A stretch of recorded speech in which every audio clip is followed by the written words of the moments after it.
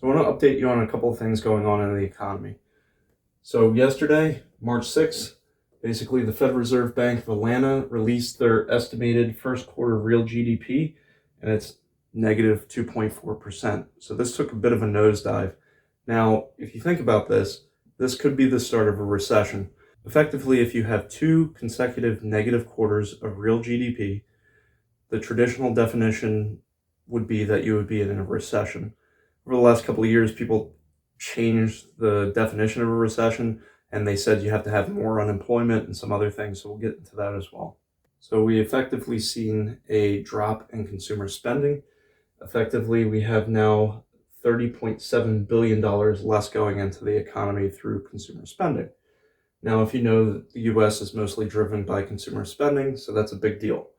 The other thing I feel as though I think a lot of the manufacturing and orders and things like that, they were pretty high in November, December, and January after the election, with the realization that tariffs would probably be put in place in February or March. So I'll get into that data as well. The latest inflation data that we have is our CPI, and we have core, which excludes food and energy, which was at 3.0%, and 3.3% if you include everything. We want CPI, or our inflation rate, to be about 2%.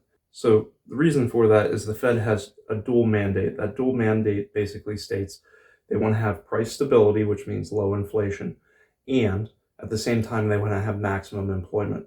Maximum employment somewhere around, say, 3 or 5% in general throughout history. And then during recessions and other periods, it could go as high as 20% unemployment. So people were asked, what do you expect inflation to be over the next 12 months? It's currently, the expectations around 6%. The previous month, it was only 5.2%. So when people expect things to go up in price, they demand higher wages, that then they get paid more, which means people have to charge more for goods and services. Goods and services go up, and then it has basically a cycle of everything just keeps costing more and more each year. So right now there's a lot of uncertainty. One, eggs and anything that has a baked good or eggs go into, effectively that price has shot up significantly. That's mostly related to bird flu in the US and basically killing a bunch of birds that are ill so it doesn't spread. The other one is uncertainty due to tariffs between the United States, Mexico, Canada, China. Who knows what's going to happen with that. And the other one is that we still have sticky inflation, like I mentioned up here, and it seems like it's accelerating again. The other thing that we have is consumer confidence index.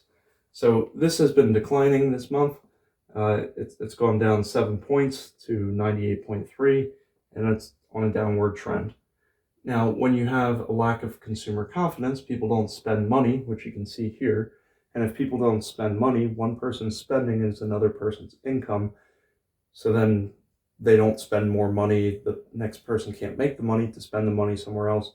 And effectively, the economy can slow down. Also, if you're not very confident, you may start to increase your savings rates, which we are also seeing. And you might not take as much debt because you don't know if you can pay it back. So you don't want to put yourself in a bad spot. The other one that is forward-looking is basically manufacturing new orders. These have been declining this month. So effectively, they're on the decline. That also went into this, Fed Reserve Bank of Atlanta's GDP Now survey. I think the new orders were expanding in the other months, basically ahead of tariffs, basically to just front load as much as could be in the country so it's not being tariffed. So today, the U.S. jobs report came out. The U.S. has basically added 151,000 jobs. The average over the last 12 months was about 168,000. And if you look back a year prior to that, it was somewhere in the 200,000 range. The unemployment rate hasn't really changed that much. It went up by 0.1 this month, but it's been between 4.0 to 4.2 since May of 2024. So that's not a red flag. The 27-week unemployment rate, it's not really changing that much. There's 1.5 million people that have been unemployed for more than 27 weeks. And then the thing that I'm looking at right now is the part-time due to economic reasons. So these are people that want to have full-time jobs, but their hours were cut, so they're now part-time, or they're unable to find full-time work. This number has increased by 460,000 people and is now standing at 4.9 million people in the US economy that can only get part-time work. So here's another one. The people who want to have a job but are not counted in unemployment, basically this number has risen by 414,000 people and it's now at 5.9 million. So if you take into consideration people that want full-time jobs but can only get part-time jobs, and people that can't get a job currently, you're talking about 10.8 million people currently that want to have full-time work but are not able to at the moment. So the Federal Open Market Committee, basically this is going to meet again on March 18th and 19th. This is where they set whatever the Fed rate is, and they give an idea of when the next Fed rate change would be, whether they're going to increase, decrease, basically look at all the economic data, and they get together and figure out between all the banks what they should do. So my prediction is that there's not going to be a change this time. It's going to remain between 4.25% to 4.5%. With all of this information, it's not looking that great. We may be in the start of a recession already. And a couple of things that I would want to do right now. First, don't panic. The average recession, about 90+% of people still retain their jobs. You know, if you're one of the people that loses your job, it's absolutely horrible, but the vast majority of people don't lose their job even in a recession. So don't think of everything as basically the same as 2008, 2009. That was an extreme case. The other thing is most recessions last somewhere around 10 months. They're usually not drawn out for years. If I don't already, I would start building up, 3 to 6 month emergency fund now before something happens. I would cut any unnecessary expenses or things that I'm not using. I would pay off any of my high interest debt, credit card debt, things like that. And if I'm able to, I would pick up extra hours or start a side business. That way it gives me something to have some income, even if I did lose my job or something like that. So what am I doing currently? Well, I'm still dollar cost averaging, buying the S&P 500. That's about 80% of my portfolio.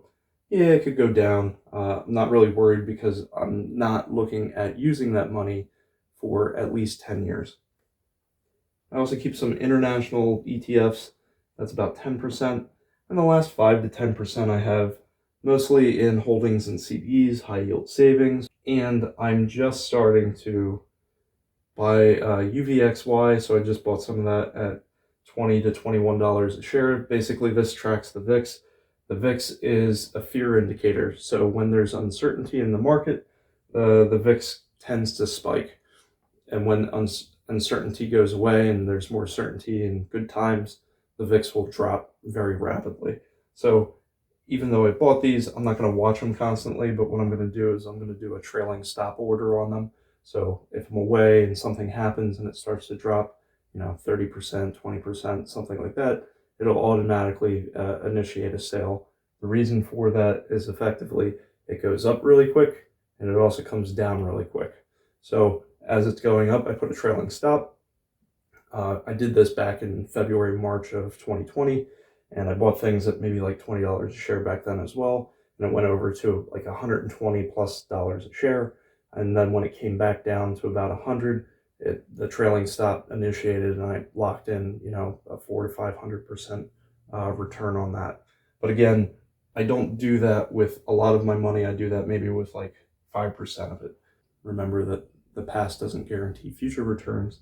You can lose money. All of these investments carry risk and can lose value.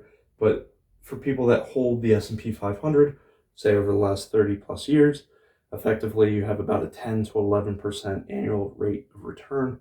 And if you look at a 20-year period, the S&P 500, just buying and holding, has beat out over 90% of actively traded funds.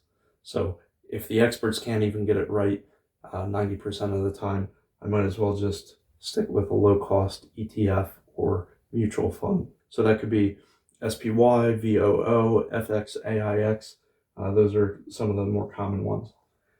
The other thing that I'm doing right now is sometime in the next week, I'm looking to buy TLT covered call options. and I'll look for expiration dates around 2026, 2027. I have not yet bought put options on the SPY, which is the S&P 500 ETF, but when I do, I'll have cash covered calls only and cash covered puts only. So for TLT, what is this? Well, this is the 20 plus year bond market.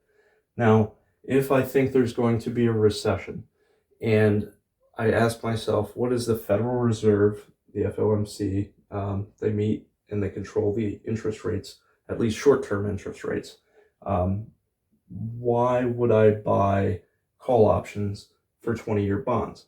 Well, when there's a recession, in order to get back to maximum employment, what the Fed will do is they'll drop interest rates and start printing money, or basically printing money. They work with the Treasury and things like that as well. When you drop interest rates, that spurs the economy. Generally, the inflation rate drops when you're in a recession.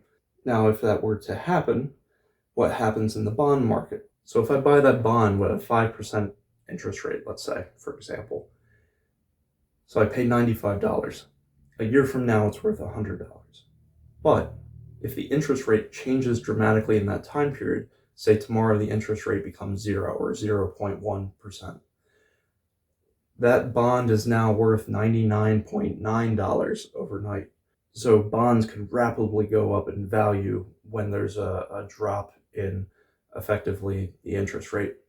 And if you look at bond options, I might only spend $100, $200 on an option for 100 shares.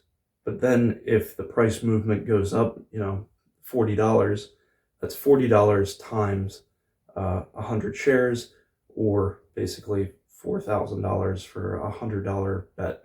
It's speculation, but that's why I don't do it with all of my account. I do it with small percentages.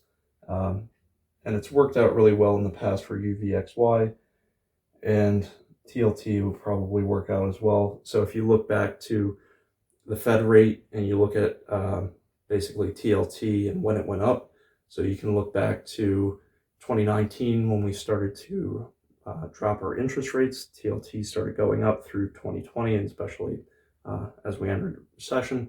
And then as we started to raise interest rates, you'll see TLT go down again.